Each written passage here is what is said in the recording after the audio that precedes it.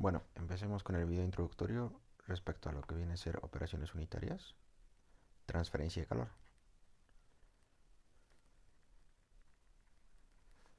calor.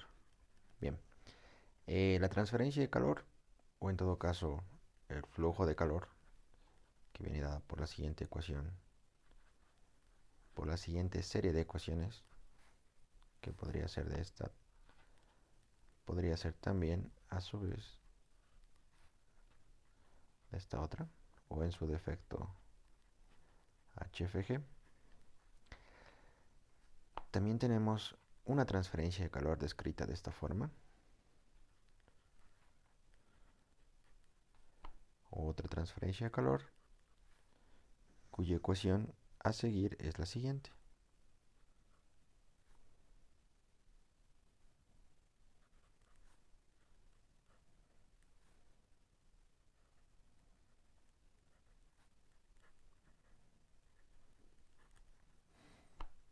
También tenemos lo que viene a ser otra ecuación de transferencia de calor, que lo podemos denominar así.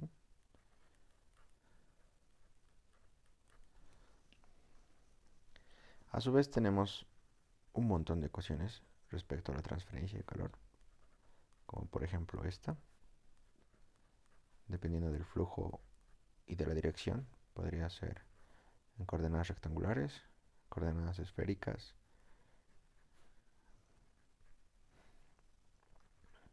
coordenadas cilíndricas. Bien, el uso que se le da a estas ecuaciones de transferencia de calor son distintos, pero en todo el curso o en todo lo que viene a ser transferencia de calor, sea medio conductivo, convectivo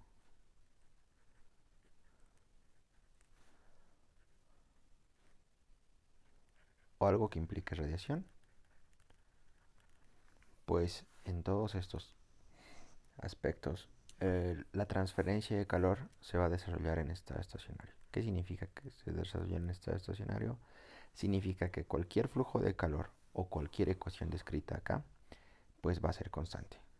¿Qué queremos decir? Que por ejemplo nosotros tenemos una ecuación que es esta contra otra ecuación que es esta, pues al estar desarrollado en estado estacionario, nos quiere decir que podríamos igualar como primer paso ambas ecuaciones.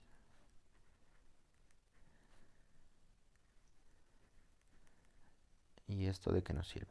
Bueno, esto nos sirve para poder encontrar alguna otra propiedad descrita o en todo caso para poder entender el comportamiento de lo que viene a ser los cambios de temperatura respecto a lo que viene a ser condensación.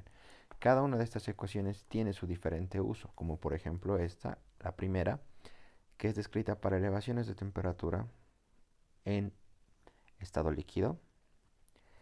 Esta, que viene a ser para cuando existe condensación dentro de un flujo de tubos, tuberías o en todo caso medios confinados. Esta otra que viene a ser para cuando existe convección, radiación, lo que viene a existirse en intercambiadores de calor. Intercambiadores de calor. Y esta última que es descrita para cuando ustedes tienen conducción. Bien, entonces todas estas ecuaciones pueden al mismo tiempo combinarse y encontrar una serie de ecuaciones que les permita despejar o en todo caso tener nuevas ecuaciones respecto a lo que viene a ser sus incógnitas. Bien, pero aparte de todo eso que nosotros tenemos acá, también nosotros podemos entender la transferencia de calor o en todo caso comprenderla de la siguiente forma, que viene a ser mediante una ecuación combinada de lo que les expliqué acá arriba, conducción, convección y radiación. Y esta ecuación, que es la que vamos a ver bastante en el curso, es esta. Donde delta T, o lo que viene a ser una temperatura máxima menos una temperatura mínima. Y seguimos aquí con la sumatoria de resistencias, que en un momento les explico qué significa esto. Temperatura máxima o en todo caso la temperatura mayor, ya que nuestra transferencia de calor, siempre la transferencia de calor o el flujo de calor se realiza desde una temperatura elevada hasta un lugar donde tiene una temperatura mínima. Entonces el calor fluye de una temperatura mayor a una temperatura menor. Bien, ahora aclaremos esta parte. La sumatoria de resistencias, o en todo caso, lo más importante de la ecuación, viene dada de la siguiente forma, que podría ser 1 sobre H por A, una de las formas. Otra forma que también puede darse, en este caso vamos a tomar en cuenta que es coordenadas cilíndricas.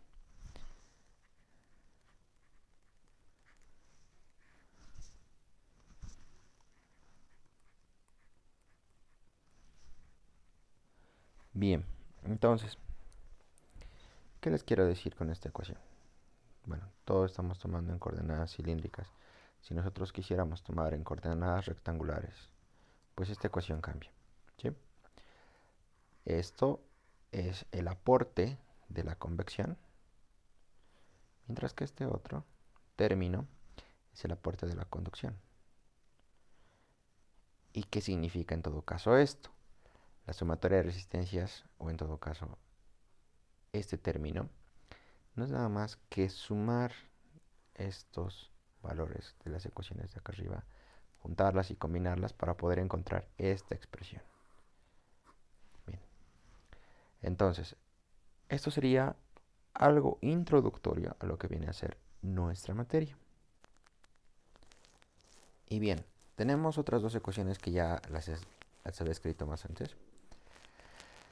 Estas dos ecuaciones nos sirven para encontrar perfiles de temperatura o en todo caso perfiles de transferencia de calor dentro de sistemas determinados, como por ejemplo esta ecuación que es para coordenadas rectangulares y esta otra ecuación que es exclusivamente para coordenadas cilíndricas.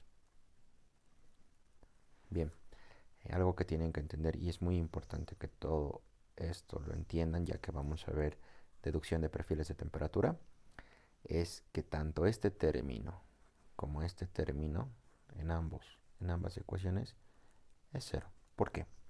Bien, como ustedes pueden ver, la variación de la temperatura, la derivada parcial de la temperatura respecto a la derivada parcial respecto al tiempo, es cero, lo que significa que todo se va a efectuar en estado estacionario, como les había mencionado anteriormente. Entonces, de estas dos expresiones, en algunos casos van a tener generación de calor y en otros casos simplemente no lo van a tener. En pocas palabras, van a estar solamente utilizando esta ecuación. Esta es una derivada parcial respecto a las coordenadas, mientras que esta otra es respecto a las coordenadas R y X, que por lo general son las coordenadas en las cuales fluye el calor. Bien, ¿qué más? Tienen que tomar en cuenta de que las condiciones límites vienen dadas en el problema al inicio de resolver dicho problema.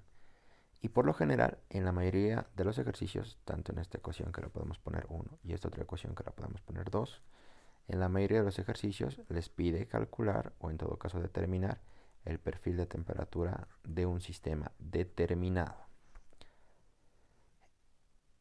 Bien, entonces también a su vez vamos a ver lo que viene a ser convección. Específicamente, convección se divide en varios subíndices, como por ejemplo convección natural, convección forzada,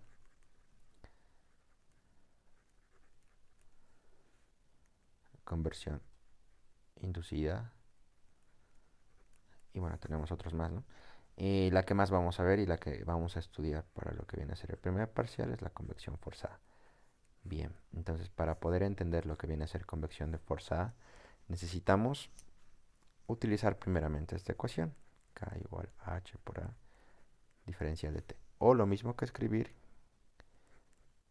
Q igual a H por A. Temperatura, podemos poner temperatura 2 menos temperatura 1.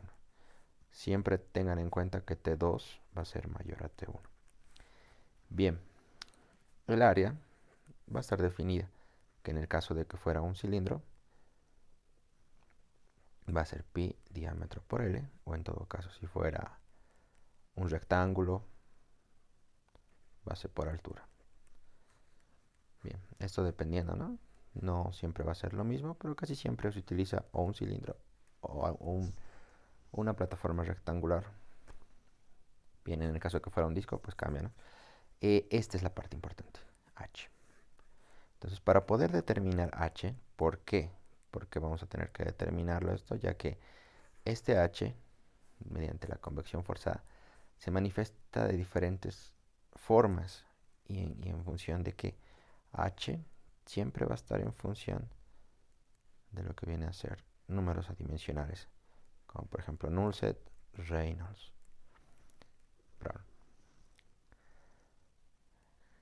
Entonces, este h, el h convectivo, lo vamos a determinar mediante una serie de estimaciones que estos términos o estos números adimensionales están en función de qué? De temperatura, lo más importante, temperatura y condiciones de operación, ¿no?